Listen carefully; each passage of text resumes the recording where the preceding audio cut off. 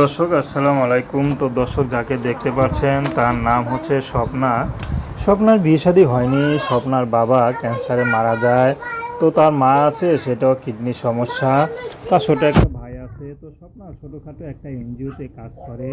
তো এনজিওতে যে এলাকায় যে টাকা উঠায়, সেই টাকা উঠানোর কাজ করে।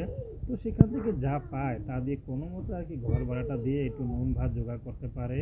তা তো কোনো মাসে ঘর ভাড়া দিতে পারে না, যদি মার ওষুধ কিনতে হয় বেশি। তো এখন স্বপ্নারও বিয়ের বয়স হয়েছে, বিয়ে শাদী করতে চায়। স্বপ্নার একটি কথা, আমার হাত পা সব ঠিক আছে, আমি যেহেতু ইয়াং মেয়ে, আমার কোনো টাকা পয়সা কেউ দিবেন না। যদি ভাবেন আমার সারা জীবন দায়িত্ব নেবেন, তাহলেই আমার সেটাই হবে আমার কাছে বড় সহযোগিতা। কারণ আমি তো কোনো সহযোগিতার জন্য এখানে দাঁড়াইনি।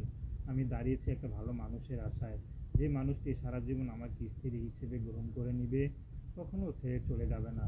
সে বিবাহিত হোক, সমস্যা না, যদি তার মনটা নরম হয় আমি রাজি আছি। তো প্রেম ভালোবাসা বিয়ে শাদী করা